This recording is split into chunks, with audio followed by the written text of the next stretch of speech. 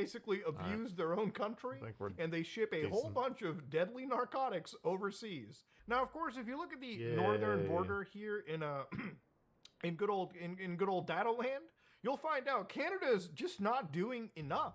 Like, Canada's not doing nearly enough as much as its southern counterparts in shipping this terrible poison into the States. I mean, there are some months in Canada where we're just shipping 0 pounds of the stuff, okay?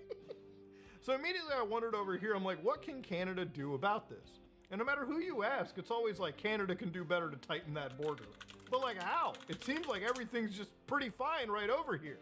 And to be fair, based on people illegally coming in and out, well, ladies and gentlemen, apparently the data still isn't properly reflective of it. Again, this information comes from the Border Patrol Agency in the old states.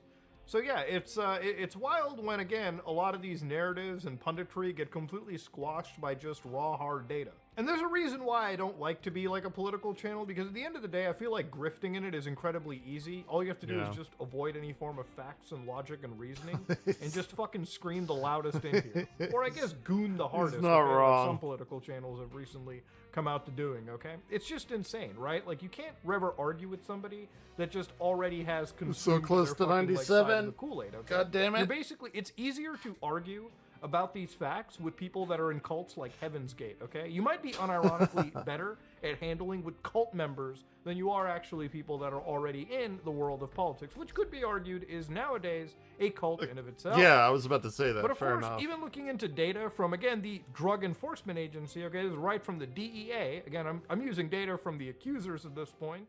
Sometimes when it comes to things like fentanyl, all right, a lot of that actually comes from a country known as China, which is actually getting hurt less harder in these trade wars than we are, okay? Somehow it's actually better to be the adversarial nation than it is to be the fucking friend that lives just up north.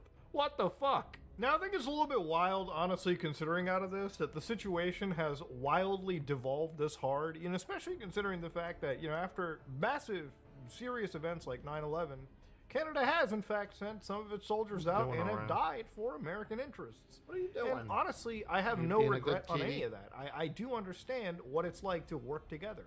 When you work together, you do bleed together. But honestly, as a Canadian speaking over here, it really feels like Canada has been way too nice. And realistically, Canada has realized that when it comes to countries, there probably aren't really real friendships to be had in this situation. So there also have been other things that have been brought up, like, hey man, are you excited to be the 51st state?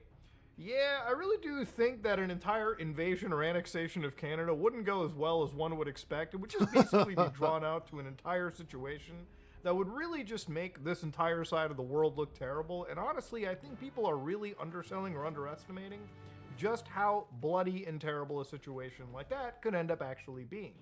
And of course, coincidentally, on the Canadian side, we're like, let's just turn off all the lights in places like New York, which would actually bring that bloody annexation pretty closer. I mean, it's a super complicated topic, which is why I am genuinely a bit uncomfortable making a video like this, but I feel like it's worth, again, venting and kind of detailing these situations, because I've been basically seeing misinformation float around about this topic all over the internet.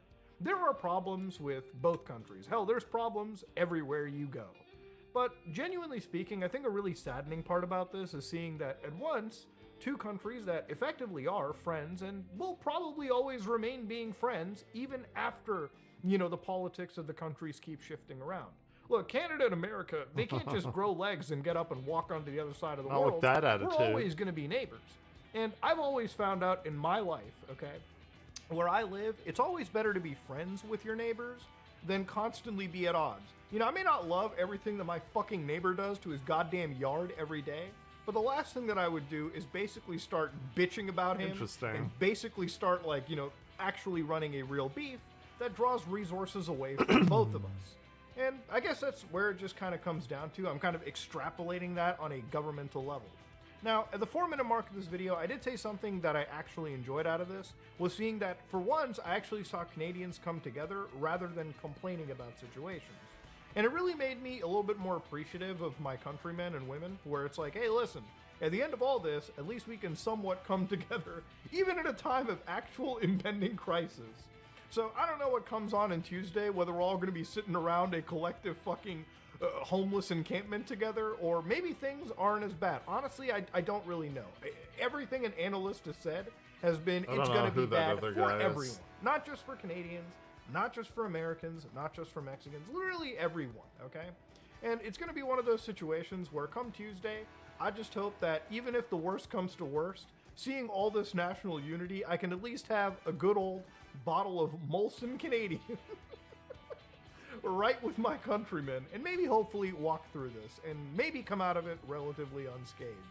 But yeah, I've seen a lot of this stuff floating around, and I've actually seen it brought up in my comment section, and it is genuinely a thing that everyone, at least in Canada, is kind of on edge about, okay? Like, realistically, you can't escape this topic if you're in this... Train ballistas. I spent the whole day today having sort of these doomer topics with each other, and I guess by the end of all this, even in this video, just filming it, I feel somewhat less of a doomer, okay? Somewhat less. It's still there, and honestly, maybe this copium might wear off Tuesday when shit really hits the fan, or maybe, just maybe, the stars can align and every single old fuck that's running our governments will come together and collectively realize that making the world and life more expensive for everyone just isn't actually the play. Or maybe things can all go tits up. Who really knows? But yeah, I kind of wanted to talk about it because, again, it's just one of those things where I've seen, like, constant political channels talking about this, and it's just also seeing blatant misinformation and talking points just being shared around is not something that I'm at least okay with, okay?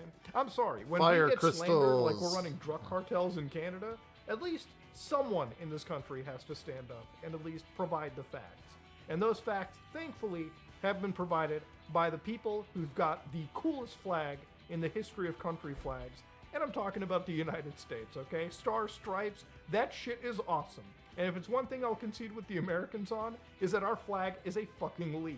But before I piss off the flag makers of Canada, the maple leaf is a beautiful leaf. I will just leave it at that. Hopefully you enjoyed this video. I like Thanks Canada's for letting me leaf. And tomorrow we're going to go back to regularly scheduled programming. Hopefully and it reminds me of, like, autumn and shit. Jesus Christ. What's the news freaking out about closer to home? Friday Night Massacre. Late Friday Night Purge. A chilling purge. The Purge. Ah! God damn it. Trump has ushered in the purge! Sorry. I for one...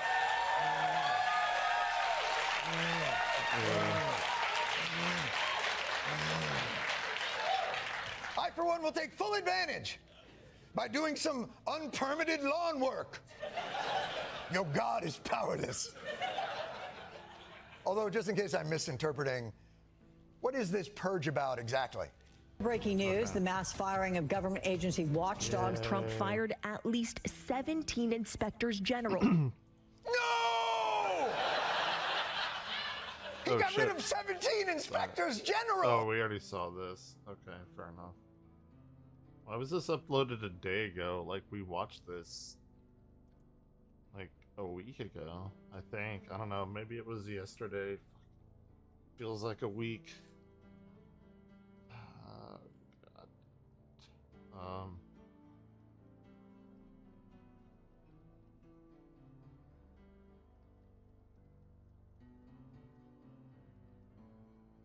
Top 10 movies of 2025 that no one wants.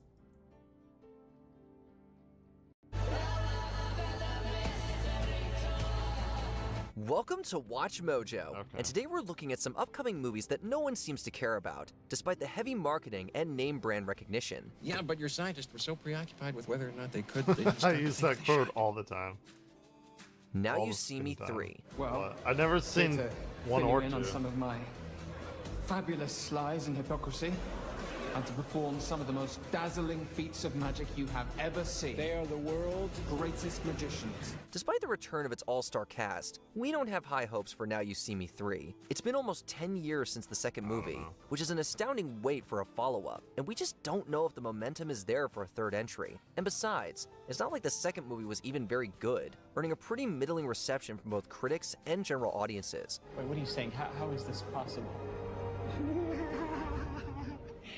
I believe in your particular parlance, the word is Magic. Not to mention that Ruben Fleischer fuck? is taking over directorial duties, and he does not have a particularly strong track record, minus Zombieland all the way back in 2009. It'll probably make for a passable night out, but we don't think anyone was really clamoring for a third Now You See Me. It's not my game, Agent Rhodes, it's yours. You started it when you locked me in a cell. It's simply my move. Next one is yours. Tron Ares. Who's that guy? Wait, what the That's fuck? Tron. He fights for the users. Disney, stop new trying to make Tron? Tron happen. I like It's not going Tron. to happen. The other two movies have been moderate successes at best, despite their groundbreaking I like visual both of effects. them. Well, minus the ghastly de-aging effects on Jeff Bridges. Whew, that still haunts our nightmares. Who are you?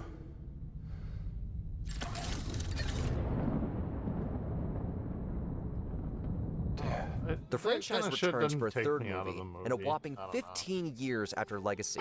Strike while the iron is hot, people! Are they getting But it doesn't Daft really Punk? matter because this movie, A, has questionable casting choices, B, has no Daft Punk, C, has faced fuck. numerous production delays, D, Fair enough. takes place in the real world, and E, is directed by the guy who did Dead Men Tell No Tales. Let's chalk this one up to a... I like the fucking Pirates movies. Like, they're good. They're just stupid fucking movies. Who cares? Like, I don't get the vitriol around it. I don't know. I don't understand. a glitch in the system. I tell you, ever since he got that master control program, the system's got more bugs than a bait store. I Know What You Did Last Summer sequel. Happy 4th of July, Julie. Please, it was an accident. I know all about accidents. And let me give you some advice. When you leave a man for dead, make sure he's really dead. We know what you did here. You saw that the new Scream movies have been doing gangbusters, and you wanted to get in on the action. Just as I Know What You Did Last Summer was born following the success of Scream, so too is this unwanted movie following the success of its sequels. What has she done lately? Killed a Sarah man and Michelle then ruined Gellar. the lives of everyone he knew. I don't think we're that powerful, Julie. This is a direct follow-up to a film that is now 27 summers old, and will see the return of both Jennifer Love Hewitt and Freddie Prinze Jr. how old it is. Try as they might to Stop drum up it. interest, said interest is Don't just like not hearing there. how old Who these knows? movies Maybe are. it'll be a successful reincarnation of the dead franchise. But as it is, this one is floating face down in the water. The currents are strong. The undertow could carry him out to sea. I won't be any part of it. Lilo and Stitch. Yeah, I don't give a shit about that. Oh, yay! Another Disney live-action remake. How wonderfully Why did they completely skip over Hercules? That's like a top-tier Disney film to me, anyway. Like, what the fuck? Why? Like, why? Why is Disney not doing a live-action Hercules? Or even like Hunchback of Notre Dame, but I never really watched that.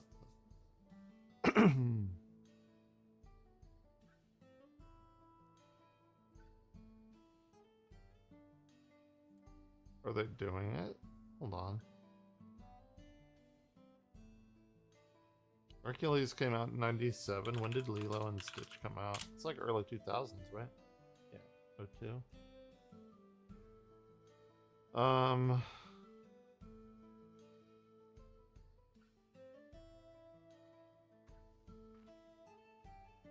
on. Hercules is one of my favorite Disney movies. Not a big surprise that the remakes have been absolute flops and media. Actually, I'm pretty sure like the remakes made a fuckload of money. Like all of these remakes are making like a shitload of cash.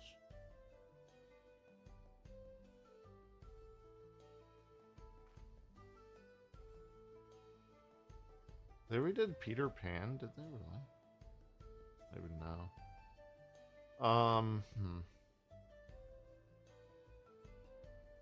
They've all been failures, political correctness, and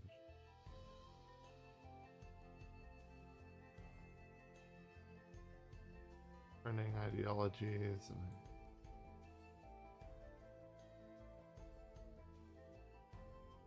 I don't know. Okay, well apparently there is talks of one. I did not know that. Exciting. Let's be honest here. As much as we love the OG Lilo and Stitch, it was never one of Disney's home runs. But the company has burned through all their classics, so now we're moving into Not the Hercules, B tier, because we goddammit, can't and not make Pocahontas. live-action remakes. Yeah, Stitch looks great, Tarzan? but come on. Who is asking for this? And what we've Tarzan. seen doesn't exactly spark confidence, with the casting of Sydney Agudong igniting controversy and drawing accusations of whitewashing. It was also produced as a direct-to-streaming Disney Plus release, only to be given a last-minute theatrical run. Gotta get that cash. Ugh, we're just so tired. I'm tired of this, Grandpa. That's too damn bad. The Naked Gun. That's a red light I haven't district. seen that. Wonder why Savage is They're hanging. remaking. What the fuck? They're remaking Naked Gun? You can't do that shit without Leslie Nielsen. What the fuck is happening? What are people thinking? Out down there. 6, Frank? No, not right now. Ooh, Ed. level. We got work to do. Okay, quick poll. By show of hands, who wants a new Naked Gun movie? And who wants a new Naked Gun without Leslie Nielsen? The icon tragically Literally passed away in 0 2010, people. and rather than letting one of his most famous characters rest in peace, we're bringing in Frank Drebin's son, played by Liam Neeson. Why Liam Neeson? Maybe because their names sound similar and they're hoping it'll confuse some people into buying a ticket? I'm a funny guy, aren't I? I'm funny, right? Yeah, definitely. Plus, as much as we love the original films, that style of Zucker-esque humor isn't really in anymore, so we're not sure if the new movie will even find an audience. And speaking of David There's no Zucker, way. he's not even involved in the project, worsening what little hope we already had. It's the same old story. Boy finds girl, boy loses girl, girl finds boy. Boy forgets girl, boy remembers girl. And girl dies in a tragic blimp accident over the Orange Bowl on New Year's Day. You gotta hate those blimp accidents. Good year. No, the worst. Toy Story 5. But the thing that makes Woody special is he'll never give up on you. Ever. He'll be there for you, no matter what. Sooner or later, you just have to grow up and let those toys go. That's the lesson And that the Toy Story movies. 3 taught us Yep. 15 years ago. around. Yet, the franchise just couldn't help but betray its own themes, and that gravy train kept a rolling into the wildly unnecessary, albeit pretty good, Toy Story 4. Trash? No, toys. What? They're all toys. Yeah, sure, very kidding. Trash. No, that's the trash. Yeah, These I get it. are your I friends. get it. I promise you, I get it. The third entry finished the series in a captivating, gorgeous, enormously emotional manner, and if it ended there, it would be considered one of the greatest trilogies of all time. True. But now, we're getting a fifth movie in the summer of 2026, and while we're sure it'll be fine, it can't help but feel woefully inessential, if not cynically profit-driven. I mean, I enjoyed it, but The Conjuring right. Last Rites. My God. It's standing right behind you. This is supposedly the final installment of The Conjuring, which, Spoopy. frankly, is about time. While the first movie was an exceptional little haunted house flick, the franchise has seen diminishing returns, complete with some truly awful spin-offs. And by now, we think everyone is kind of done with The Conjuring. My name is Ed Warren. It's November 1st, 1971. I'm sitting here with Carolyn Perrin, who, with her family, has been experiencing supernatural occurrences. The Devil Made Me Do It wasn't very good, and it performed poorly at the box office. Granted, that was in the middle of COVID, but it still speaks to a general apathy towards the franchise. And with Michael Schaub's of The Curse of La Llorona, The Devil Made Me Do It, and The Nun 2 fame, Last Rites seems dead on arrival. Give them to it already, know. and let it die. God brought us together for a reason. God damn it! This is it. Why does everything keep attacking I'm gonna me? get the book. Jurassic World Rebirth. You stood on the shoulders of geniuses to accomplish something as fast as you could, and before you even knew what you had, I never even you- saw the you third patented it, World and packaged movie. it, and slapped it on a plastic lunchbox, and now you're selling it. It's no secret that Hollywood loves them some easy money, and with Jurassic World Dominion printing $1 billion, another movie in the franchise was a no-brainer. We've been pre-booking tickets Alan. for months.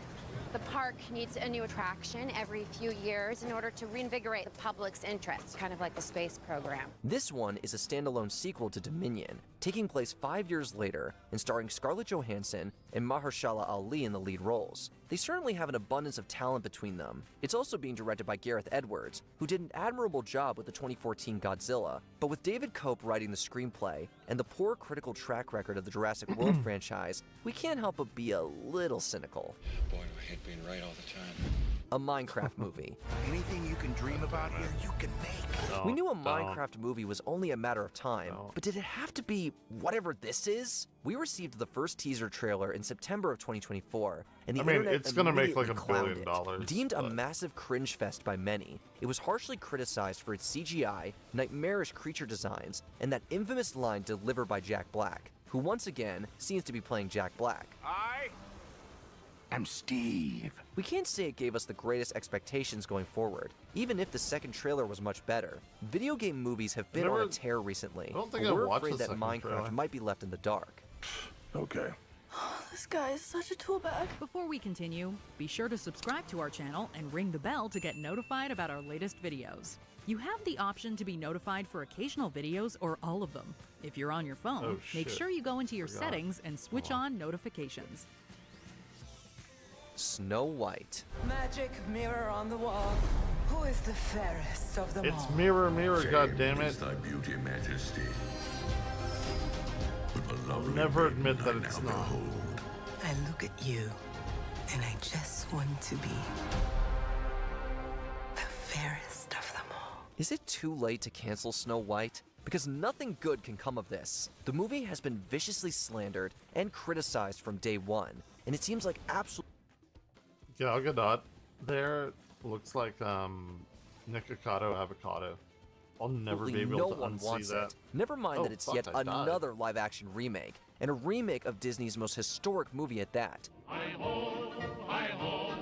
It's home from Earth we go. It's those heinous Polar Express dwarves. It's Rachel Zegler, her awful Lord Farquaad haircut, and her horrendous marketing campaign. It's the constant behind-the-scenes drama. It's the horrific reception that the trailer received. Basically, it's a whole lot of problems that have permanently soured the public's perception of the film. Call us cynical, but this is a historic bomb in the making. It's a human. What did you think I was? Nothing. Ghost. Are you looking Why forward to didn't they any of use, these like, movies? Let us know in the comments Peter below. Dinklage or What something. the hell? Did you enjoy this video? No. Because it was accurate. I did not enjoy it.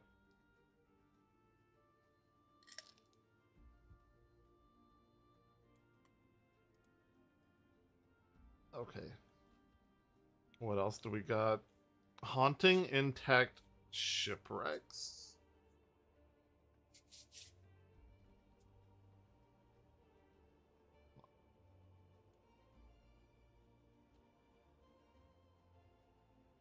I know I had a load of shit to watch last night. I got too drunk to watch it. Which is like par for the course. Top 10 weird gaming stories, I guess.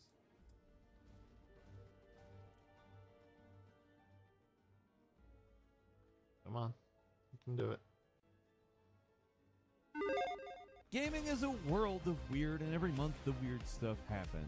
Every month, also, Game Ranks compiles the weird, puts the weird into a video, and then we all watch together, marveling at the weird. Hi folks, it's Falcon, and today on Game Ranks, the weird gaming stories of January 2025. Starting off with number 10, a League of Legends player did the math and estimates that if you're doing free-to-play only, you're going to unlock a new champion after a lot of work. And I mean a lot of work.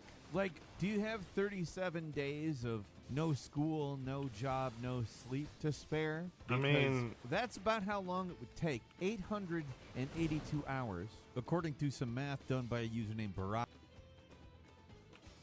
Let me see.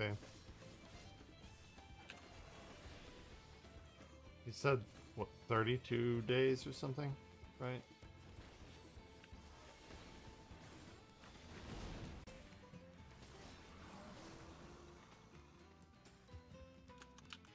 Damn it. Leave me alone. Jesus Christ.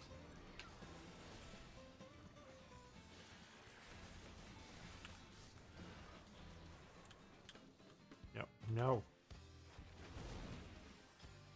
Why am I having trouble with this? It's like the first time I've actually been challenged in the like overworld.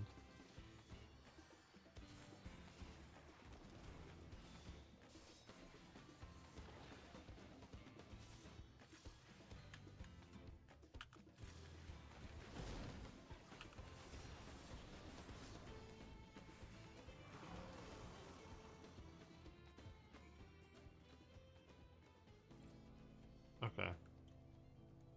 There shouldn't be any mechanism that makes that even Oh, possible. yeah. That's Let's nuts. see. And number 9, that amazing GTA Liberty City Preservation Project, where people I'm were bringing collecting at GTA 67 4 as a mod days to on this GTA game. 5. I That's mean, way- everybody was that's looking a at lot it. It of was very time. cool, very exciting. I mean, the damn thing had a fully functioning subway system. And, I mean, if there's only one positive thing to take away from the fact that Rockstar shut them down, it has started up the speculation for a remaster of the original game, which would be good because out of all of the old GTA games, it's probably the most finicky to get going on anything. Still, it's disappointing. I call it weird only because of the speculation it started up. Normally, people respond to stuff like this by just being mad at the developer. Like, oh, maybe they're remastering it. Oh. I guess it's whatever. I'm kind of disappointed personally. I would have liked it if they were allowed to do this. It's not like I wouldn't buy a remaster of GTA 4 if they did it. Like I said, it's finicky. It doesn't look right. But, you know, I guess A lot whatever. of people didn't really care for At number GTA 8, 4. a retrospective was Like, put out in looking PC back on it. Gamer with Crytek CEO Kivat Yearly to talk about the original Crysis's development from back from 2007. So, I mean, we all knew that they went kind of crazy making that game. They went way, way beyond what they needed to do. It was, you know the memes. Can it run Crysis? We said about every damn thing. And almost nothing could, in all seriousness. But I actually old watched a Mr. little Yearly documentary about that. It confirmed was they went pretty well interesting. beyond. They literally created a blushing system, like as in, ooh, Mr. Beauregard. Like, I think that's what they mean. I don't even know, if I'm completely honest. They had nose shadows. They sent developers to Haiti to photograph leaves to get translucency information. I mean, they went way beyond what anyone would That's so consider dope. sane making that game. And to be fair, never played I it, mean, though. it is a benchmark game. I'm never going to tell you that Crysis wasn't a massive achievement. It was. But wow, I would highly recommend looking at all the weird stuff they did making this game over in that PC Gamer article. It's absurd. Moving on to number God damn it. 7, some lunatic Team Fortress 2 players did an insane hat trade. If you're unaware, you can unbox hats in the game, and you can trade them. I mean, it's a cosmetic. It's not a big deal. It's, you would get what cosmetics are at this point. It's 2025 at the, but there's a very particularly rare hat. Apparently the best you can get. Nobody's been able to obtain it in 10 years. And apparently this is the biggest trade in Team Fortress 2 histories with about $18,000 worth of keys. Holy Now shit. keep in mind, Team Fortress 2 keys go for about $2.18 on Steam. So that's actually $52,000 worth of keys for a hat in a game. I'm sorry, but that's a hell of a whale right there, I play free games and I generally don't spend money in them. When I pop on a free game, I usually free to play it. And that's why the whole League of Legends time to unlock a new champion thing matters to me. I don't really play League a whole Sure, lot. I guess, Wow, but that really disincentivizes me too. whatever. But it goes and it shows you how much money people are willing to pay as individuals into these games. Now, Steam didn't benefit from this, I don't think. I don't know. I mean, in theory, the value from those keys comes from somewhere, so somebody bought them sometime, I guess. But man, everybody always wonders, like, oh, how do these free-to-play games sustain themselves? Nobody spends money in them, and they don't make any sense to spend money in. Well, it doesn't have to make sense. Somebody out there is willing to pay tens of... If I'm having fun in a free-to-play game like Marvel Rivals, I will buy shit. Simple as that. If I'm not, then I won't. I don't think it's a bad thing that microtransactions exist. Maybe for League, I don't know. That seems like a pay-to-win, get more character kind of thing, which should all be available, but like cosmetics, I don't give a shit about. thousands of dollars for a frickin' hat. These games don't need somebody on that level. They need like a few hundred people on somewhat of a lesser level to make thousands and thousands of dollars every few hours. It's crazy. It's too much for me. I hate this business model. Moving on to number 6, apparently Dishonored 2 cost more to make than Skyrim. That wasn't something I expected to hear. But we all know it didn't sell as well as it should have, perhaps. I mean, it's one of the best games ever made as far as I'm concerned. Certainly better than the first Dishonored. It built on everything they did in the first Dishonored. And of course, I've it's never not played automatically as innovative and, fresh as the first one, but it's certainly, man, is it a playground. I love Dishonored 2. It was essentially due to the fact that Arcane just makes products that are on a level of refinement that the rest of Bethesda just doesn't exist at. Not to insult like Skyrim or anything. These are just very different things. Yes, Skyrim is a little bit, it has some crossover with what Dishonored is. It's a big open world sandbox. You can do a lot of things that are a little bit immersive simmy, but Dishonored 2 just takes the genre of the immersive sim to another level. Another level which, again, they were able to push through with Prey, unfortunately, while I really like the Arcane's original Prey. reputation saved Arcane Leon back in the day with Dishonored 2. Kinda pissed that it never wasn't got enough to a keep Arcane Austin true afloat, which sequel. is sad because honestly, Arcane Leon and Arcane Austin were really quality developers. Honestly, it's one of those things just kind of sucks learning, but at the same time, it's already happened. It's in the past. Sad. Moving on to number 5. I guess it's weird that it took this long to say.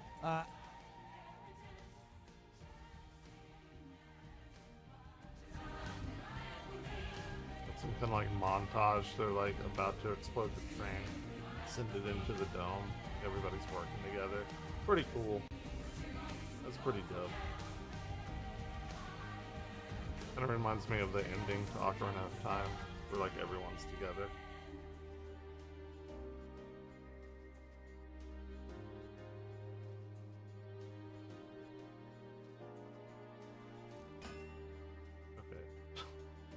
The music didn't keep going. That's pretty funny.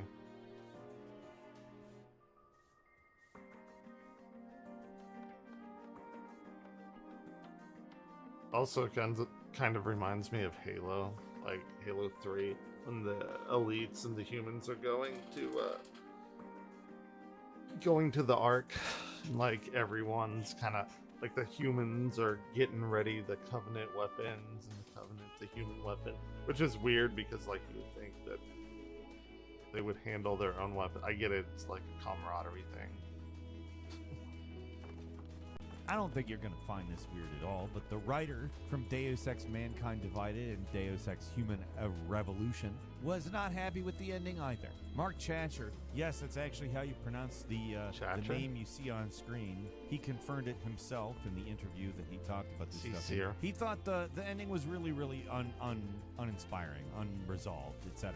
He called Marchenko the halfway boss, that he wasn't the brains behind the thing, he was the muscle, and that it's just inherently unsatisfying, which is probably why the game got a lot of guff when it came out. I don't know, like I said, it's not really a weird thing that he said any of this. It's just weird that it's taken this long. Like, honestly, this was somebody's creative project, his specifically, and a couple years passed and people expressed regrets. He was trying to get back in with the team that was making the new sequel to it so they could finish the story up, but they obviously canceled that it. didn't happen, sadly.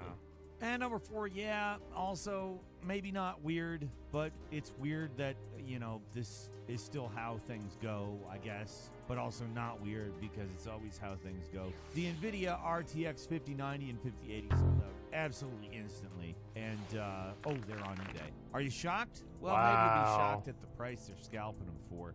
Actually over $6,000. Of course. Like over 3 Nobody times is as shocked. much as the actual price. You can't tell me that's not a pretty penny. I'm getting mad because I was like, I'm not gonna buy one of these.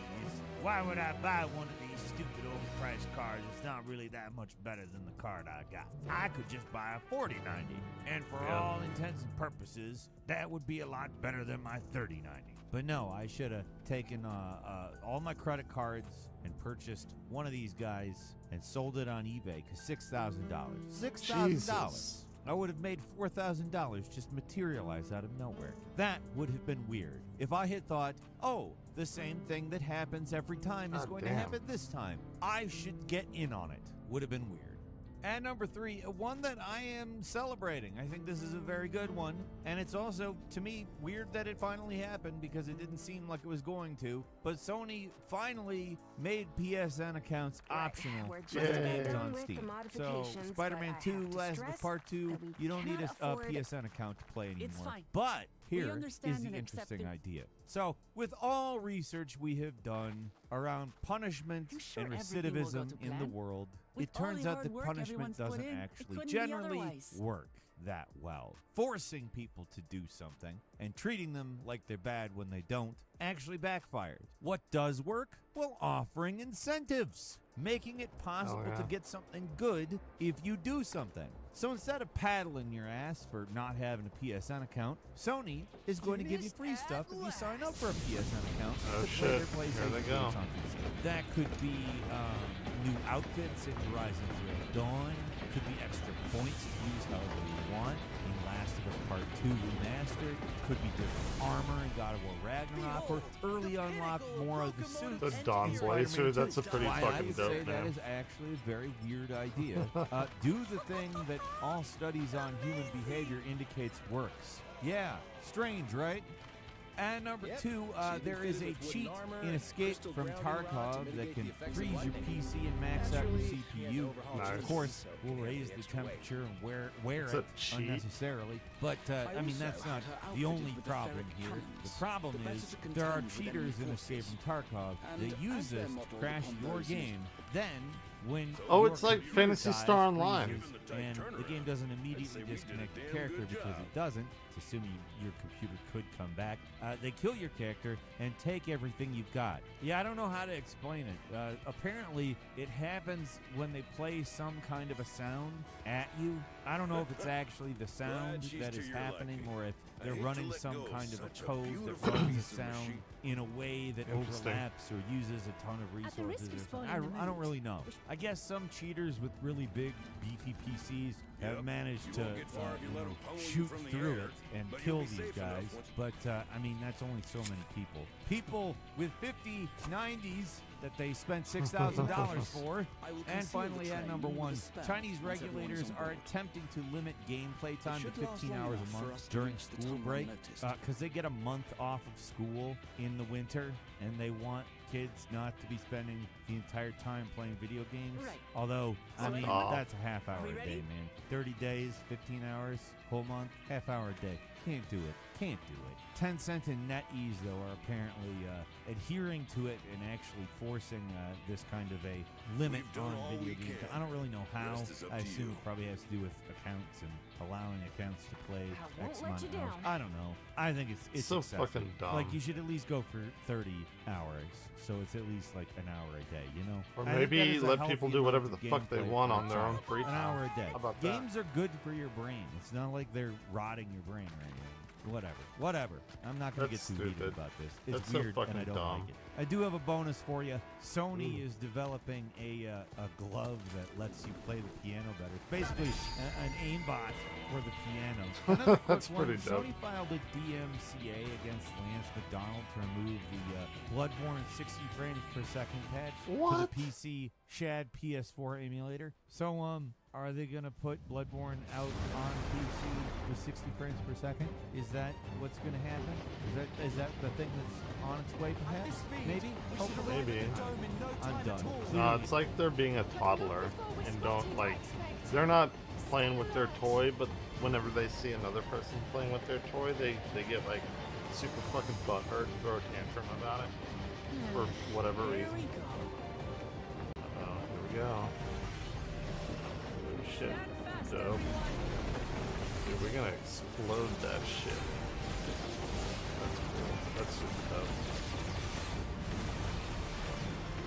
Eat shit. Whatever the fuck you guys are.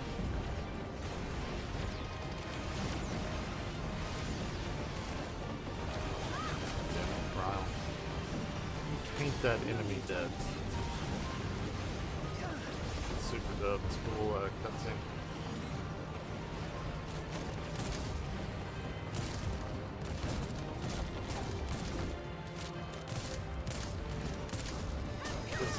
the design of those guys are so cool.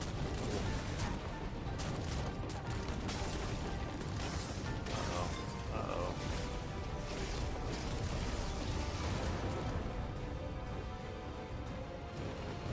Oh, you better fucking hurry.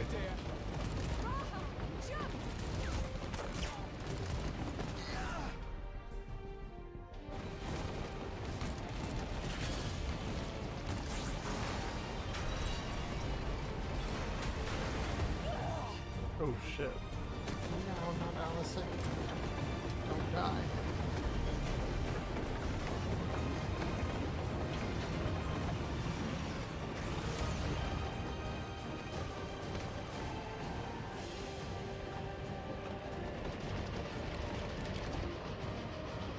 Don't get cocky.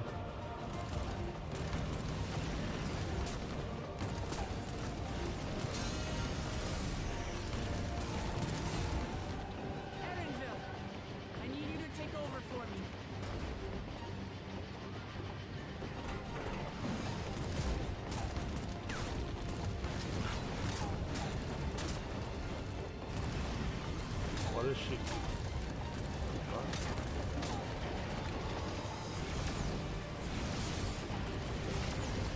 Why is she killing the crystal? It's protecting her.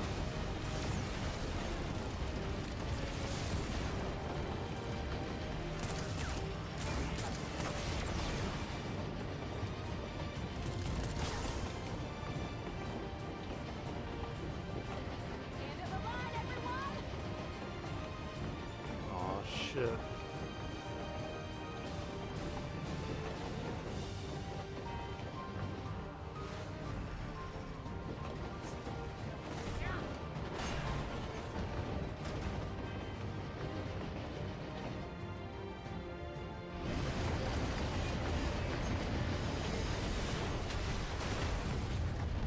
Sweet.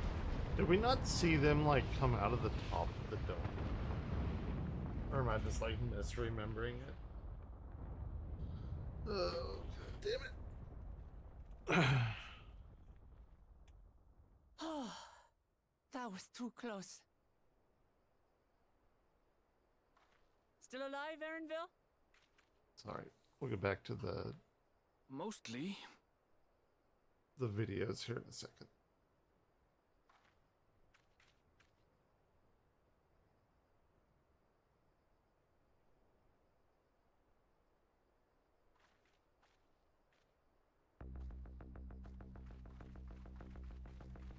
Did it work? I guess it did.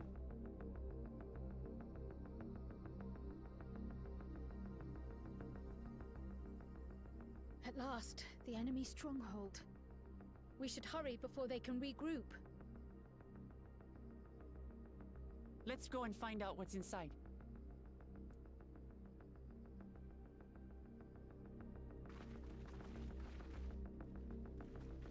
Here we go.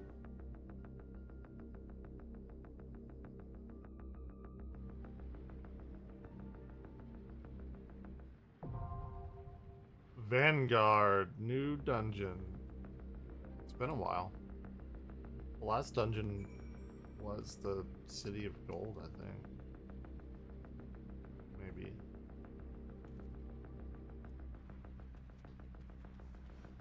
Cool, cool. What else do we have?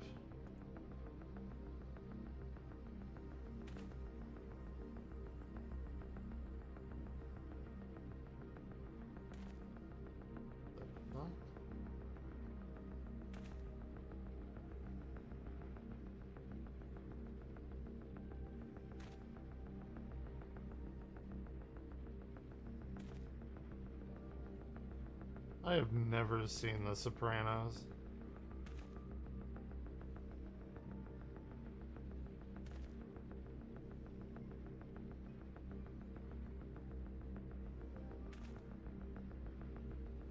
Why is everyone using the term cooked now? Like it's fucking everywhere. It's annoying as shit.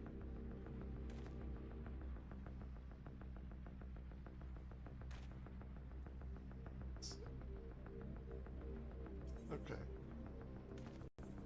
Tonight, first, I want to speak directly to Americans, our closest friends and neighbors.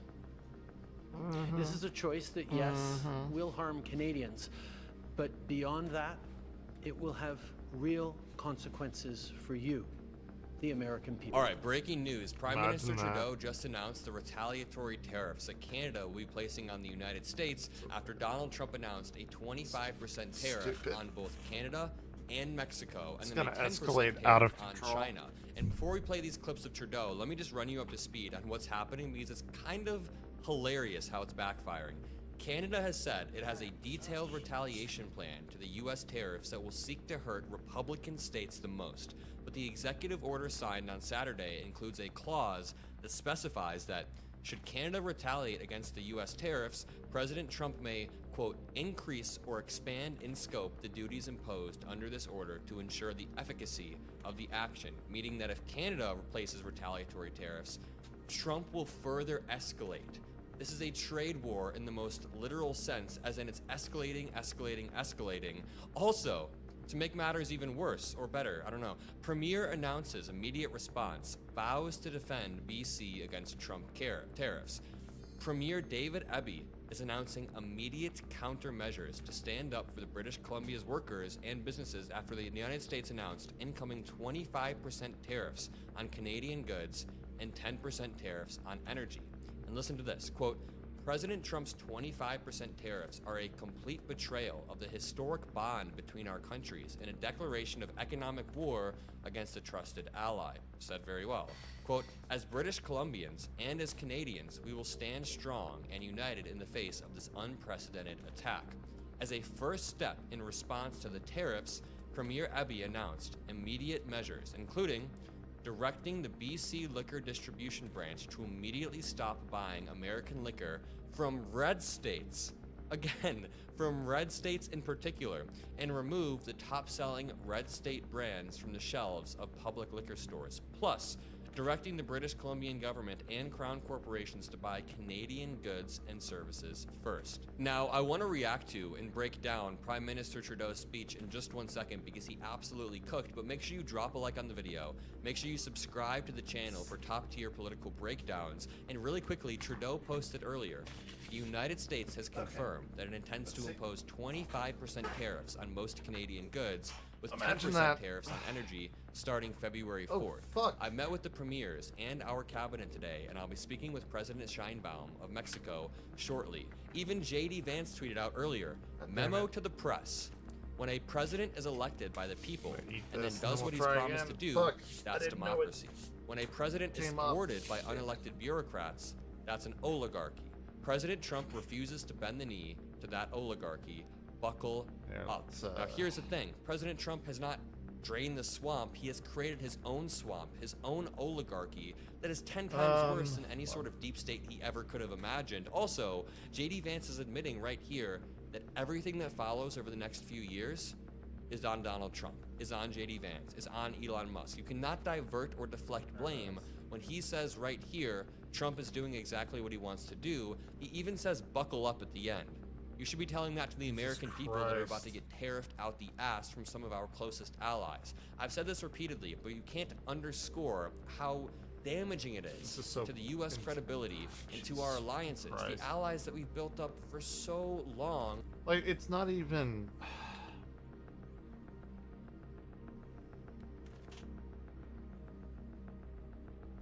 I don't know. I think most of us expected a bunch of bad shit, or like weird shit to happen, I guess. But this is like fucking speed running. Like no one's ever speed ran before. Nobody's seen anything like it. Speed running the fucking demise of this country. Like we're gonna be paying like $30 for a goddamn French fry. Now hate us. Well, at least they hate the half of the country that voted for Donald Trump and the people around Trump because they are surgically targeting red states. Even Chrystia Freeland, who's running as the new PM of Canada, said if Donald Trump slaps 25% tariffs on Canadian goods, we must hit back dollar for dollar, starting with 100% tariffs on all Tesla vehicles and US wine, beer, and spirits. We must protect Canadian workers and businesses. hitting back red states and hurting Tesla is a great way to do it. And I really quickly want to read this comment from a Canadian Redditor that I thought might hit home for some of you Canadian fans or people in America as well. It says, I have never seen Canadians across the political spectrum so aligned as we are right now. America has become an enemy in our eyes. Trump seeks to destroy our lives. We stood firm alongside America when they were attacked and invoked Article 5.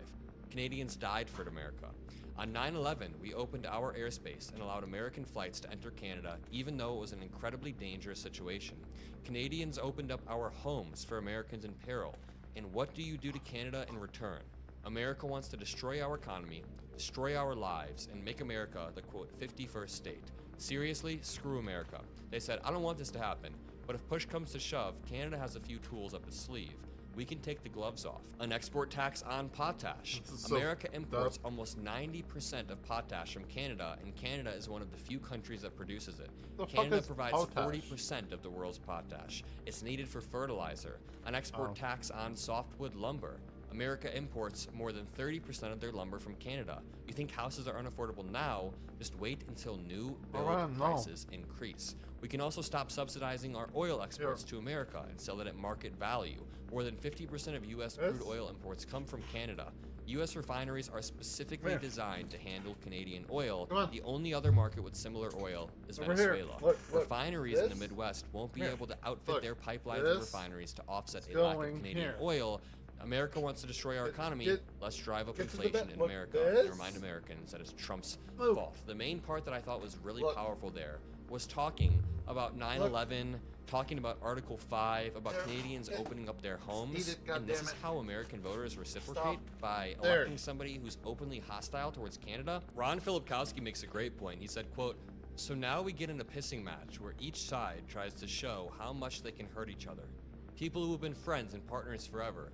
Things just keep getting ratcheted up and everyone loses, all because of one malignant narcissist, derangement, and fragile ego. Even on top of that, look at what the MAGA supporters are saying in response. Both Americans and Canadians are about to suffer a lot, and their response is to say, bring it. It says, just in, Canada is planning to target Republican states in retaliation for Trump's tariffs per New York Times. That's so fucking funny. Bring it, Justin Trudeau, says this MAGA dude. You're about to learn the definition of fuck around, find out. President Trump's going to make an example of you. He's not going to make an example of Trudeau. He's going to hurt so many Americans. He's going to hurt so many Canadians and people in Mexico. Tonight, first, I want to speak directly to Americans, our closest friends and neighbors. This is a choice that, yes, will harm Canadians, but beyond that, it will have real consequences for you, the American people.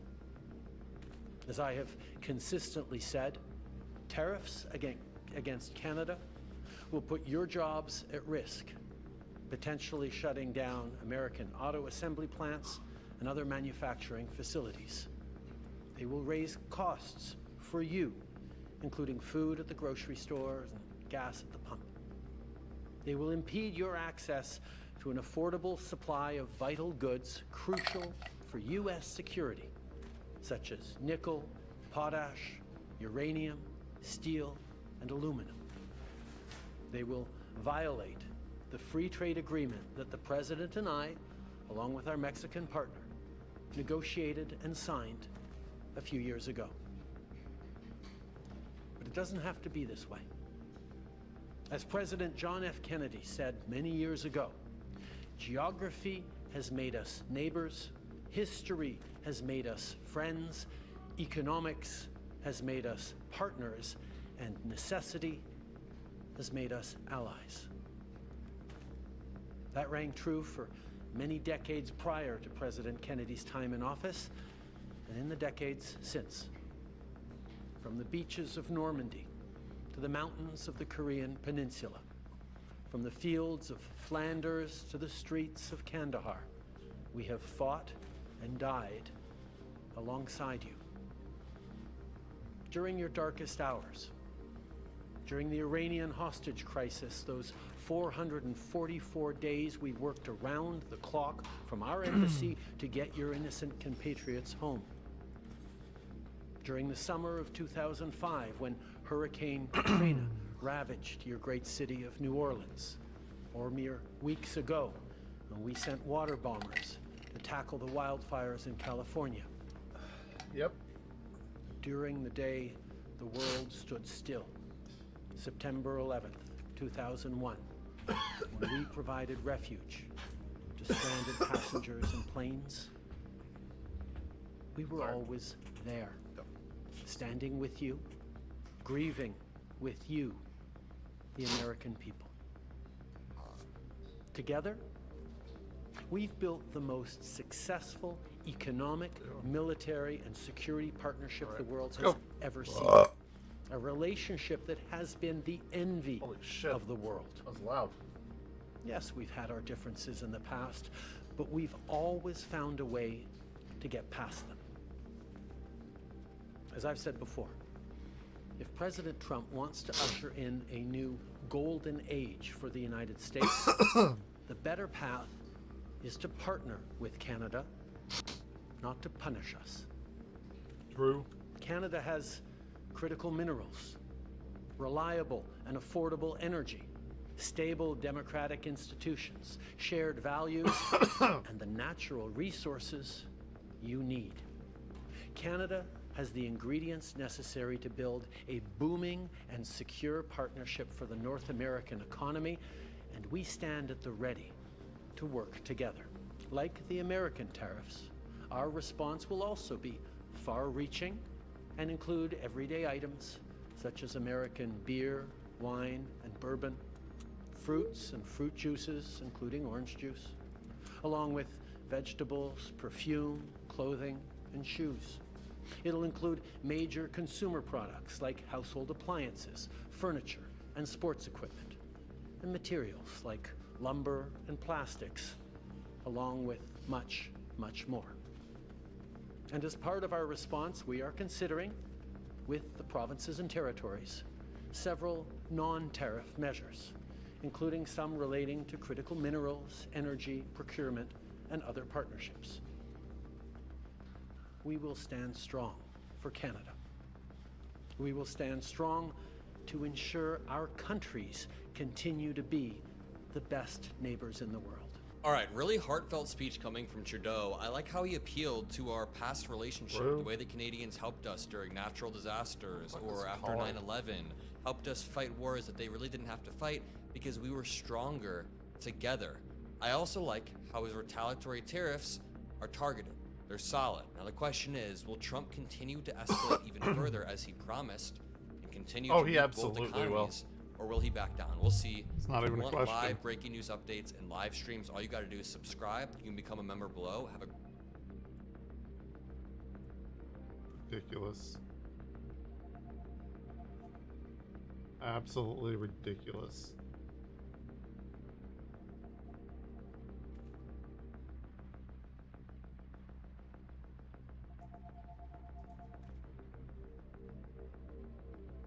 Ladies and gentlemen, it's your friend Mike Brady from Ocean Liner Designs. Now, this may surprise you to know, but ships sink. It's a unfortunate fact of life for naval engineers around the world. But it's also great news for divers. Sunken vessels have given intrepid underwater explorers some very interesting things to look at. Today, I've partnered with Getty Images again to look through their archive and find you some very interesting footage. Here are 5 amazing wrecks and their stories. Okay. SS Umbria. Not to be confused with the Cunard liner of the same name, the ship is often considered one of the best and most beautiful shipwreck dives in the world. The SS Umbria is located just off Port Sudan in the Red Sea, resting on her port side on about a 60-degree angle in relatively shallow waters. She makes for not only an easy expedition for experienced and beginner divers alike, but also an extremely interesting one. You see, the Umbria is a veritable treasure trove of relics and artifacts, all of which can be safely explored within the span of just a single dive. But aside from the allure of a shallow and decently intact shipwreck, what is it about the Umbria that's so appealing to ship enthusiasts, wartime historians, and ocean explorers alike? Well, it's an interesting story. It all began in Hamburg, Germany in 1912, when the ship started out life as a cargo and passenger steamer dubbed the Bahia Blanca. A few short years later, though, she changed hands coming under the ownership of the Argentinian government for use as a transport ship. In 1935, however, she was acquired by the Italian government to be used as a wartime cargo and troop transport vessel and given the name Umbria. It was during this time that the fires of the Second World War were beginning to ignite, and our fair Umbria was caught in the crossfire. In June of 1940, while Italy was still neutral at the time, there were whispers that this was going to change, and soon. The Umbria, having anchored in Port Sudan to resupply, was detained by two British ships, the HMS Grisby and the HMS Leander. Realizing that Italy was heading for entry into the war, the British ships wanted to search the Italian vessel for contraband and smuggled goods. However, word of Italy's entry into the war travelled to Umbria's captain, who knew immediately that he needed a plan to save his crew and cargo, and fast. The British ships gave him permission to call a muster drill, or an evacuation drill, a ruse that he used to safely get his crew off the ship. He then turned his attention to the cargo, a whopping 6,000 tons of bombs, 600 cases of detonators, 100 tons of various weapons, and over 2,000 tons of cement, 3 Fiat 1100 cars. Knowing it was imperative to keep this all out of the hands of the enemy, the captain boldly opted to sink his own ship. With the help of 2 engineers who remained on board, he opened the sea valves and allowed the ship and all of its precious cargo on board to flood and slowly sink beneath the surface. To this day, divers can marvel at the intact they call wine that bottles, scuttling a ship. machinery, munitions, and even vehicles left on board the Umbria. Most famously, 360,000 individual aircraft bombs remain in the hold of the ship. While they do not have detonators equipped, divers are encouraged we to need tread a very healer, carefully, goddammit. as the highly explosive material still has the potential for massive damage should they ever successfully detonate. A timeless display of the audacity and courage of one sea captain and his vessel caught in the crossfires of a war, whose story is told amidst a haunting wreckage, which will continue to transfix explorers and historians for years to come. That's awesome. It's crazy. Portland. Now, it's hardly uncommon to hear of tales of ships lost in battles with rough weather, and the Portland is a very unfortunate example of this. Resting at just over 450 feet below the surface of the Atlantic, off the coast of Massachusetts, the wreck was considered lost for over 110 years, until 2002, when the NOAA, or National Oceanic and Atmospheric Administration, used remotely operated underwater exploration vehicles to photograph the wreck, confirming her final resting place. She was still largely intact, and the expedition reportedly found artifacts such as dinnerware and utensils, as well as sea life thriving upon her once proud side paddle wheels. Cool. But of course, every shipwreck has a story, and this one is that of the Portland, who would soon become known as the Titanic of New England. Built in 1889 by the New England Company to transport passengers between Boston, Massachusetts, and Portland, Maine, the Portland was widely considered one of New England's largest and most luxurious paddle steamers. Her 9-year career traveling back and forth between Portland and Boston had earned her a reputation as an exceedingly safe vessel, having dependably weathered all manner of choppy or stormy seas. However, in November of 1898, while traveling her typical route and carrying some 200 passengers aboard, a perfect storm began to brew off the New England coast, unbeknownst to her captain and crew. This was a time well before the advent of radio communication and radar, so the crew truly had no warning of the impending doom they were to reckon with. Before long, the ship was swept up in a massive blizzard which generated 100-mile-per-hour winds and 60-foot waves that devastated everything in their path, including, most notably, the Portland herself. The catastrophe led to the storm even being dubbed the Portland Gale, after the tragic loss of the ship and all lives on board. To this day, we're still unsure of exactly how many passengers were traveling on board the Portland that day, as the only copy of the passenger list was also on the ship when she foundered. This oversight led to the policy of all ships leaving a second copy of their passenger manifest on shore in case of emergency. But the truly amazing facet of this tragedy is, of course, how long the shipwreck remained lost. There were some accounts of divers coming across the remains of the vessel as early as 1945, but these claims were mainly unsubstantiated. No one truly had definitive proof of the ship's whereabouts until almost 60 years later in 2002. And then, in 2008, a group of experienced divers set out to explore the Portland firsthand. And dives to the Portland had to be cut short, resulting in very little in the way of salvage. Dive lights were said to have imploded due to the pressure, and divers needed to return to the surface after just about 10 minutes on the wreck. All told, the location of the wreck of the Portland remained an unsolved mystery for almost a quarter of a century longer than Titanic, earning her place among the National Register of Historic Places in 2005. Not all sunken ships are particularly old and historical. There's one that comes to mind we've actually touched on before on this channel that happened within the last 20 or so years.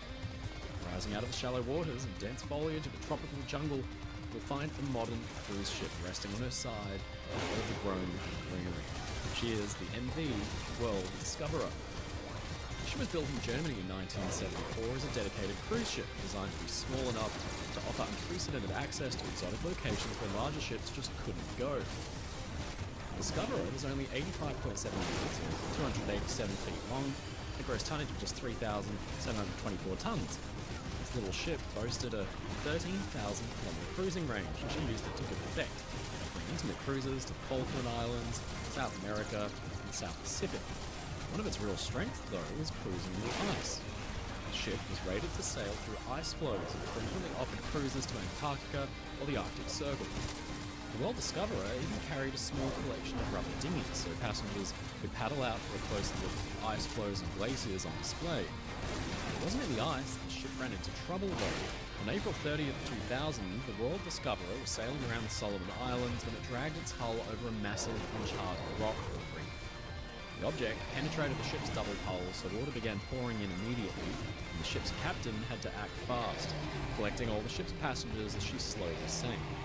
With all its passengers safe and off the ship, the World Discoverer had developed a bad list over to the side, so her captain tried his best to save the ship from sinking by beaching it in the soft sand of an island. Unfortunately, though, the beaching was a little too thorough. The ship was written off as a total loss. It eventually leant over to 46 degrees on its starboard side. It still sits Very like this specific. today. Incredibly, the World Discoverer has never been broken up for scrap or salvage, and it just sits on its side, abandoned in a tropical paradise. Plants have now taken root in the ship's superstructure, and palm trees grow out of its decks. That's wild. Salem Express. This wreck is a controversial dive site because its loss resulted in the deaths of hundreds of her passengers. She had originally been built in the 1960s for the French company Generale Transatlantique as the MV Fred Scamaroni, a roll-on roll-off ferry of intermediate size, changed hands a half-dozen times leading up to the late 1980s when she had been renamed Salem Express. She was Egyptian-owned and operated running between Suez and Jeddah. And in 1991, in what would become her final voyage, the ship was loaded with passengers and cars and set off with many of her complement returning from Mecca in a holiday mood. After deviating from her course, however, the Salem Express ran aground on the coral reef and ripped a huge gash in the hull. She sank within just 20 minutes, and the speed of the sinking caused a panic, and only one lifeboat was successfully launched. Most of the victims were trapped inside the hull, and the exact number of those lost remains in dispute to this day. Lloyd's claimed that there were 644 passengers and only 180 survivors, although the number of those lost may have been way higher than this. One source puts the number of dead at 850. Only 10 of 71 crew members survived. Some had gone back to try to help passengers before becoming trapped themselves. The wreck sits at just over 30 meters or 100 feet deep and lies perfectly on her side. Diving the Salem Express is controversial within the diving community because of the large loss of civilian life. But all through the ship, the touching evidence of those lost is clear. In the passenger areas, dozens of bags and pieces of luggage remain unclaimed and stuffed full of gifts intended for family and friends. In the car bays, vehicles still sit on their sides with their paint schemes still showing. The bicycle is intact down there as well. Many access points for the vessel were welded over. Some can still gain access inside, although the number of human remains within the corridors and rooms inside the ship would be overwhelming even for a seasoned diver. Unfortunately though, some divers have opened the suitcases and retrieved artifacts as souvenirs. Submarine Review. Sticking out of the silt over 100 feet down off Saint-Tropez in France, you might be surprised to see the bow section of a very well-preserved submarine sticking out of the silt. Potentially, you can forgive them for thinking this is a German U-boat. It's actually a French vessel with a very interesting story. The French Navy had some good experience with building submarines. They built a fascinating cruiser submarine armed with 8-inch guns in the 20s named Surcouf. But while the French Admiralty was messing around with novel designs like that, they were also creating a fleet of reliable, trusted vessels that included the submarine Ruby. She was a Sapphire-class sub, 6 built in the 20s and 30s for the French Navy, capable of attacking with torpedoes and even laying mines without needing to surface. The ship received action and even awards during the Second World War, sinking with both mines and torpedoes no fewer than 22 ships, equating to 21,000 gross registered tons. It was an impressive tally, but it wasn't enough to save Ruby from the existential threat of peacetime when many ships and submarines were taken apart for scrap. But Ruby would prove useful to the French outside of war, first as a training ship in Toulon, and finally as a sonar target. In 1958, Ruby was towed off the French coast and sunk to conduct anti-submarine training. But her shallow depth and ease of access has made her, today, a popular dive site. What a sight it is. Sitting upright on the seafloor is the intact hull of Ruby. The bow is unmistakable, so is the conning tower. The lighter steel plating around the tower has since corroded through, revealing tanks and equipment, and at the after end, propeller shafts still stick out of the hull, and the rudder is even still in place, although the valuable bronze propellers themselves were removed before she was scuppered. It's probably not just the Ruby's condition that makes her a popular dive site, though. I think of a few worse places to base yourself for a diving trip than sunny Saint-Tropez. HMS Majestic and E-14. Now we come to a veritable graveyard of ships. The Dardanelles campaign in the First World War claimed a large number of British warships when they were caught out in nets, mines, and naval batteries in the narrow waterways and shallow coasts around Cape Helles and Turkey. With the First World War raging, some of the British Admiralty and government thought the quickest way to bring the conflict to a close was to invade the Central Powers from the south by initiating an amphibious invasion of Turkey at Gallipoli. The plan called for a lot of daring do, but failed to account for the Turks' defensive capabilities. They had extensively mined and defended huge portions of the peninsula, but the plans went ahead anyway, and what resulted on land at Gallipoli is now known as one of the most infamous military slaughters of modern history. But at sea, things weren't much better. Patrolling German submarines picked hapless warships off while others sailed straight into mines. To this end, the seafloor here is littered with interesting wrecks, and one of these is HMS Majestic. Majestic is fascinating, being one of the few pre-dreadnought battleship wrecks in the world. Launched in 1895, the warship was fairly powerful for its day, with 4 12-inch or 305mm guns in twin turrets. In 1897, she was a highlight of the Spithead Royal Navy Review, and served as flagship a few times, but by 1915, it was hopelessly outdated. She was assigned to help protect the Dardanelles invasion force and was ominously outfitted with mine-catching gear to clear the way. For her part, she engaged the Turkish defense as well, being among the first 3 ships to circumnavigate the entrance to the Dardanelles and bomb Turkish positions, and she even received a hit from the enemy. On May 27th, though, her luck ran out. The German submarine U-21 spotted her and fired a single torpedo, which hit and caused a huge explosion. The old battleship rolled over and in just 9 minutes had completely capsized, taking almost 50 men with her. Her masts and superstructure hit the seabed and stuck, so she didn't sink entirely for many months yet, with her underside pointing perversely up into the air, but then she finally settled and sank beneath the waves. Today, much of the warship's structure remains intact, and you can see in this dive footage what looks to be the blank void and casing that might have led down to ventilate the engine room. Elsewhere, still rising up out of the tangle of twisted steel, looks to be part of one of the ship's smokestacks. Elsewhere, you can find the hulk of the submarine HMS E-14, an intrepid vessel which had actually successfully evaded detection, sneaking into the Sea of Marmara in 1915. She sank a gunboat and damaged a heavily laden troop ship, the Gul Jamal, which in a previous life was the White Star transatlantic liner Germanic. The British thought that she had sunk, but in reality she survived and was eventually repaired and put back into service. Eventually, though, HMS E-14's good fortune ran out in 1918 when she was attacking a Turkish merchant ship. One of her own torpedoes detonated just after leaving the tube, forcing E-14 to surface because she was damaged. She she was quickly spotted and engaged by shore gun batteries, where she was badly damaged again and began to sink.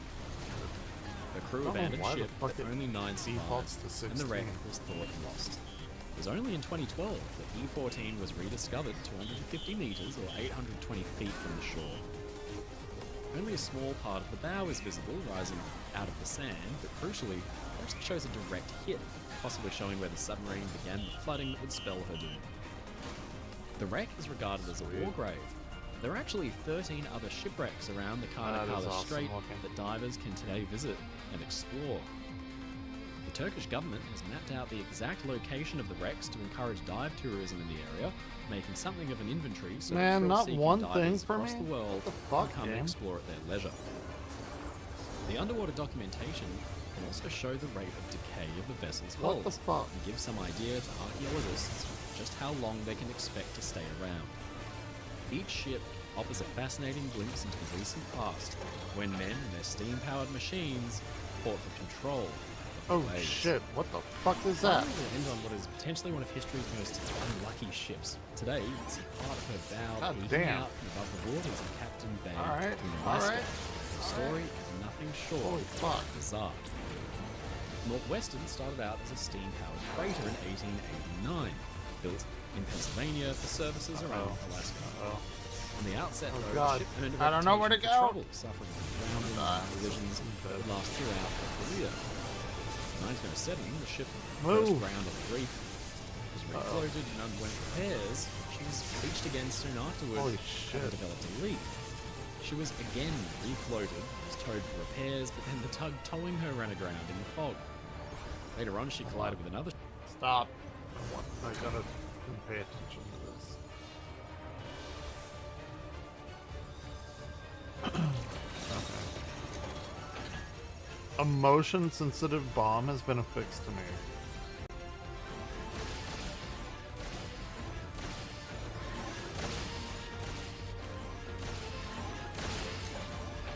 Here, come on. I'll get you back up, Twin Bang. That's this shit.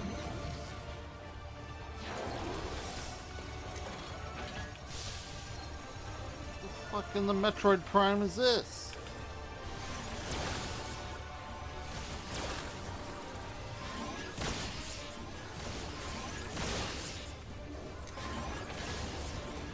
My God.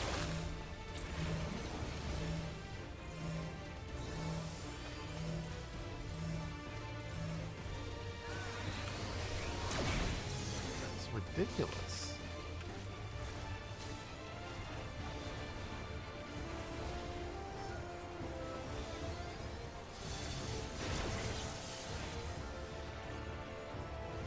Manificate, goddammit.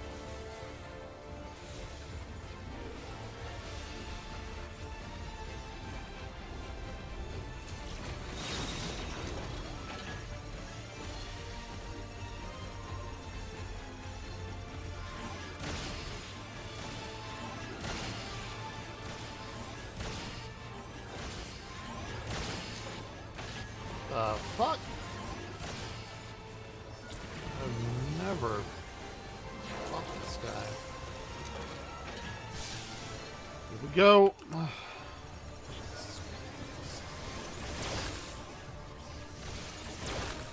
I'm so dead. You even dodge that? It's ridiculous. It's fucking insane.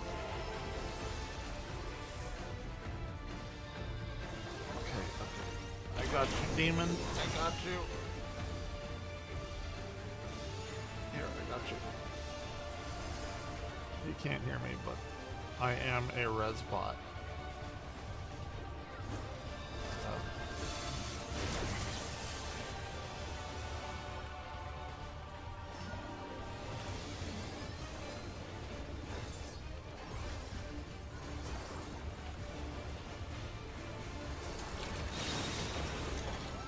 God damn it.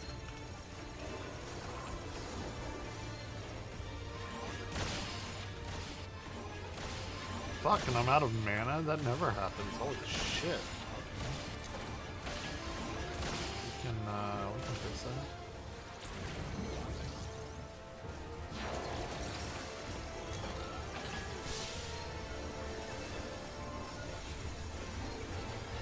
so fucking insane.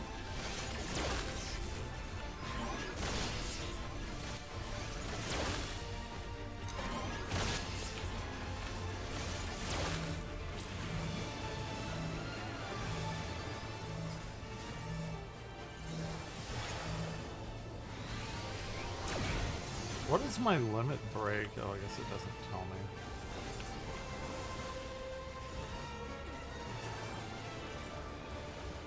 At least not in battle.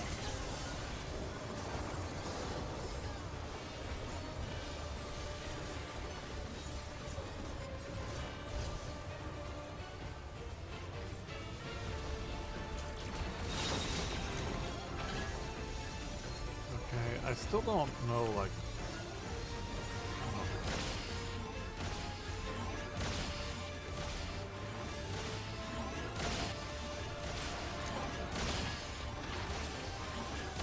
so confused.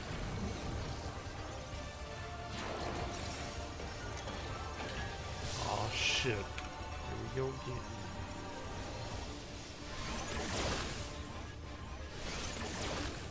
Dead. I'm so fucking dead. It's ridiculous.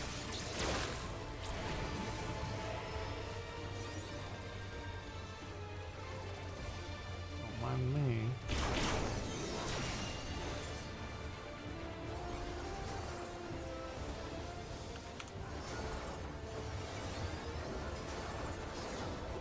Why is my magic barrier not barriering? Nothing. Nothing.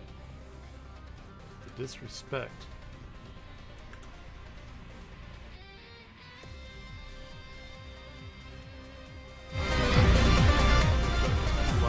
Let's go.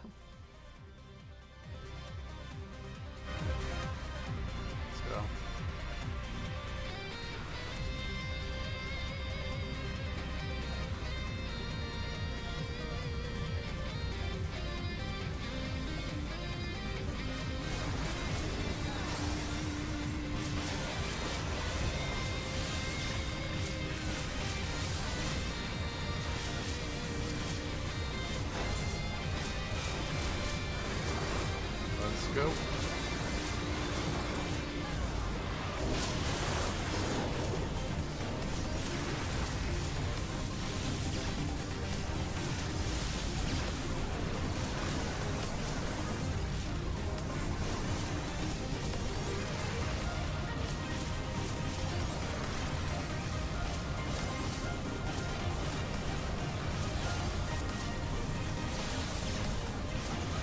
What in the Fantasy Star fuck is all of this?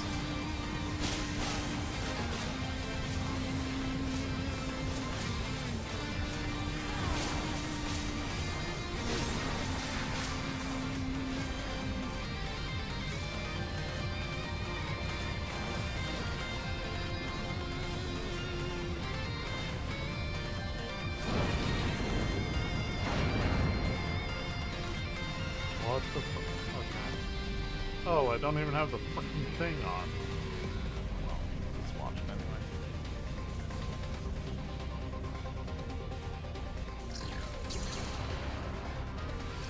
Well.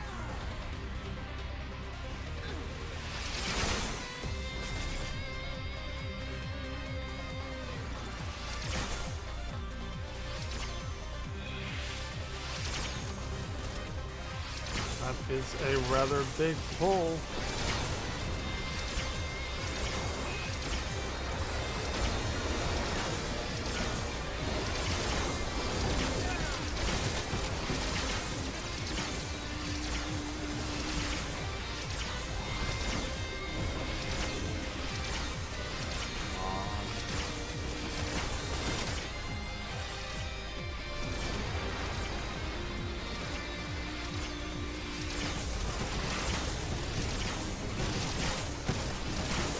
I'm only 2.5 levels away from 100. The big one.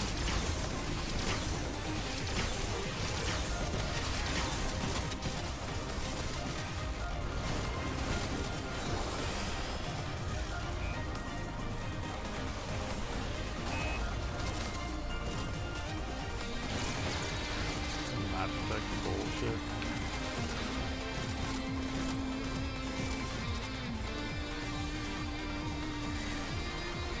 Oh wait, no, never mind. They actually specifically said this wasn't Mass Effect. Anything? Like, anything? Son of a bitch. Uh-oh. Who is this fellow?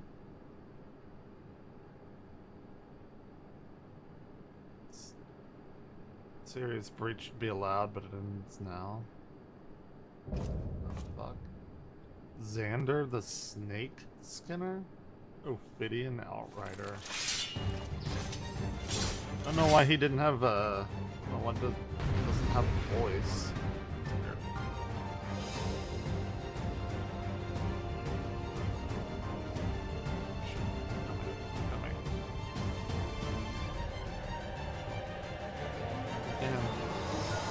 Hooray!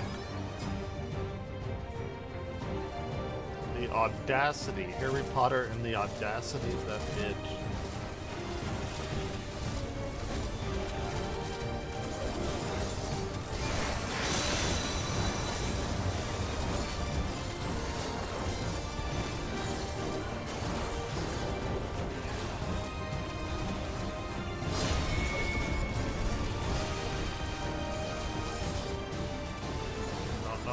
Doing. Nothing. Want that. This guy's going down pretty fucking quick. I don't even know who he is. Some random dude.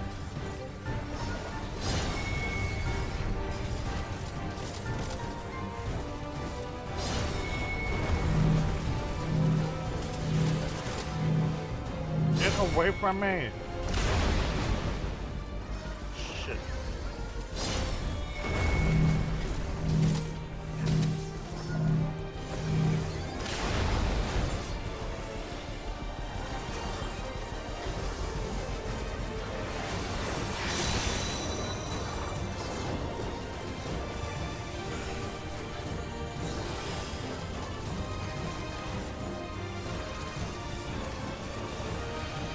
Should have made that other boss the final boss. This guy's going down very quickly.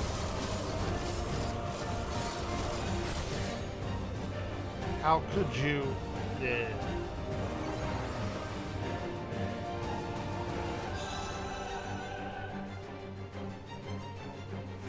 Okay.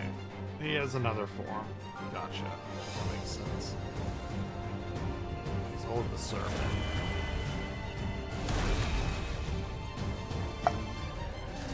Ah, okay.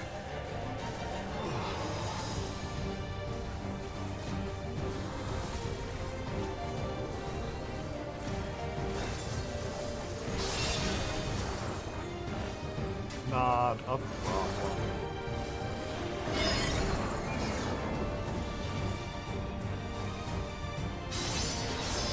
Oh, I see. I see. Okay. You want to be on the other side. Interesting. Oh.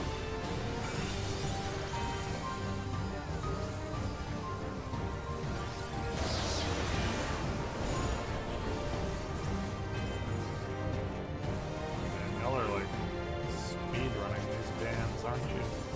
Actually kind of impressive.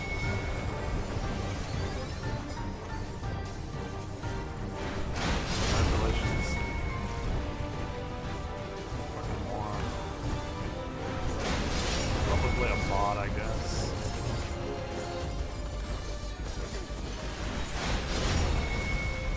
My god, I don't even know how I died.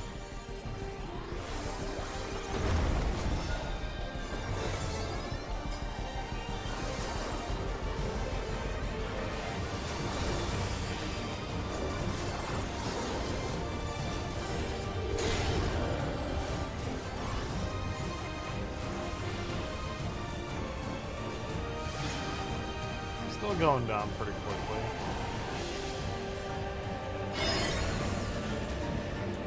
Oh, fuck off. It really took that long? Even with casting time? That's some bullshit. I feel bad.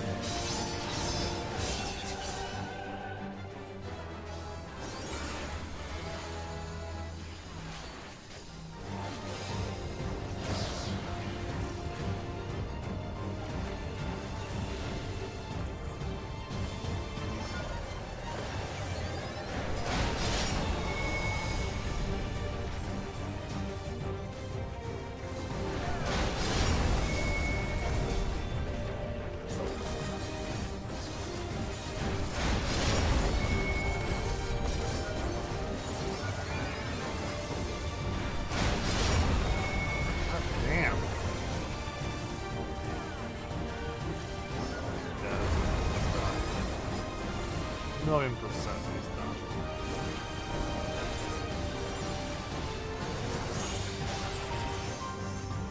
Woo!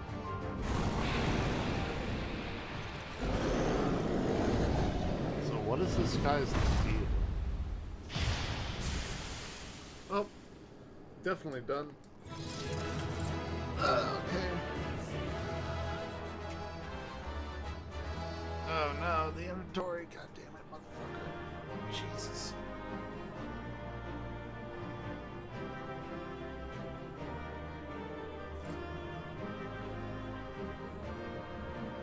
What did that say?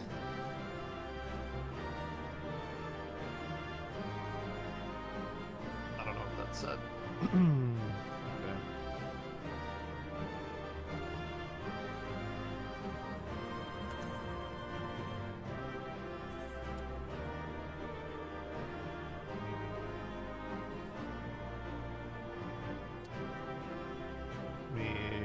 Change something real quick. I'm just gonna be playing this.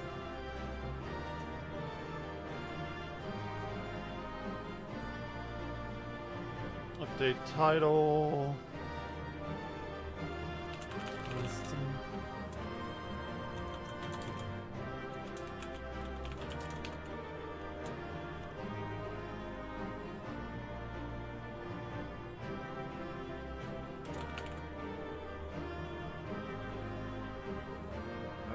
Handy.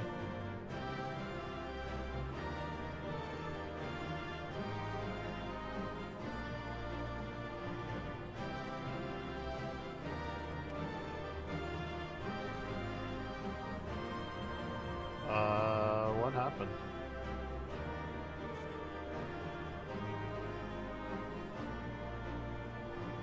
That was weird. Don't know what happened there. Anyway.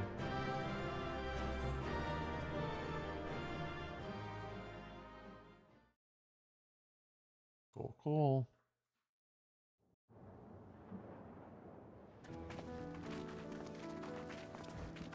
What greeted us was not the home that I had left behind.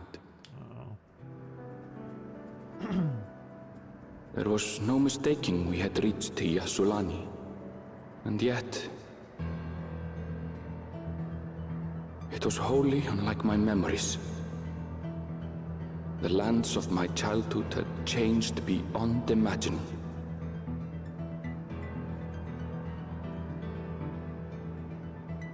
To where had I returned?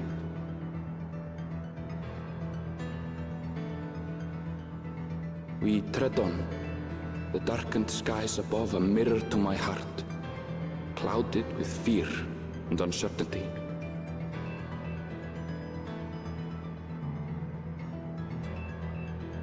How bizarre. This cannot be Yasulani, can it?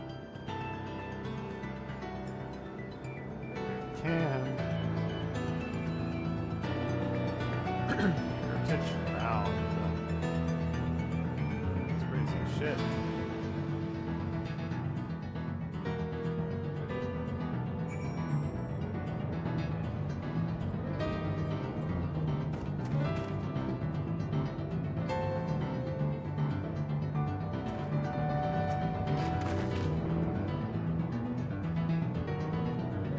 I don't understand. stand.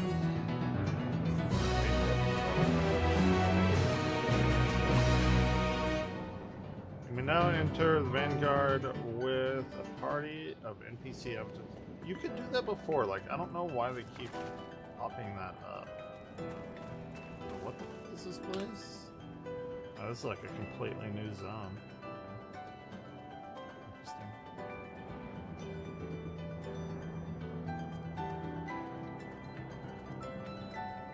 Alright. Land of Levin.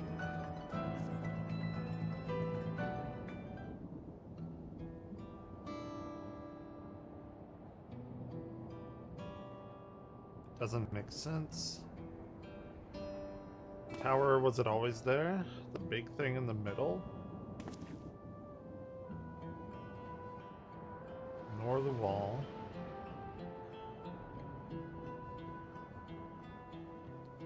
Material is not something we use in Toral. It's closer to what we saw at the gate in Golden City or to those mechanical soldiers. Massive structure couldn't possibly have been built in such short a time. They like warped it in here. Speculation will avail us not. Gotta learn more. Let's do it.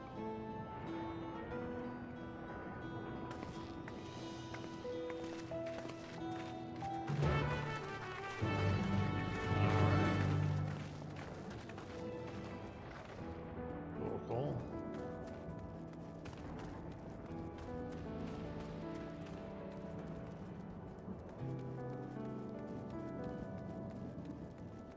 I'm assuming I'm heading over to that etherite.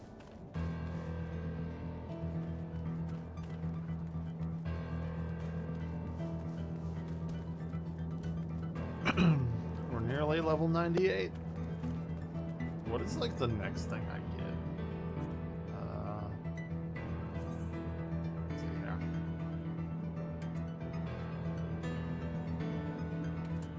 Propulsion.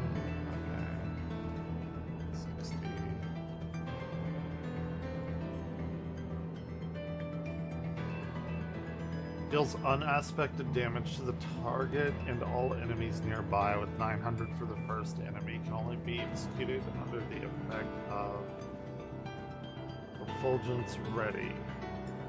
Manification changes to Refulgence when requirements are met.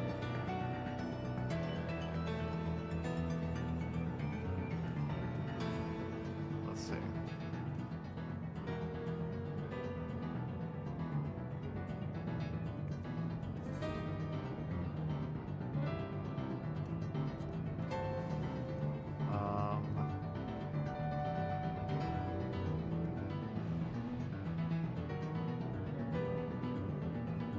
What procs that?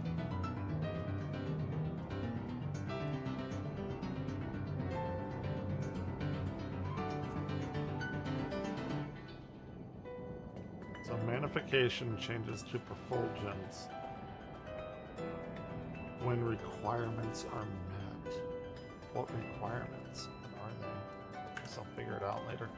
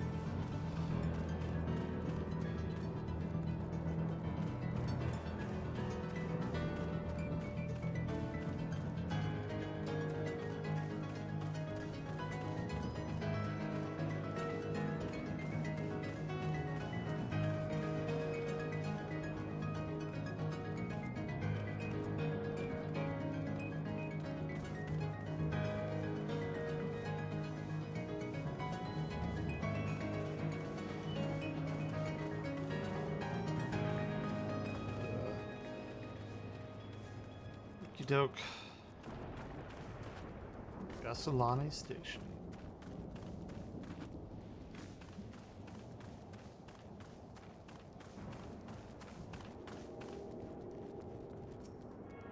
feel like they got kind of lazy with the Aetheryte designs. They used to be all unique.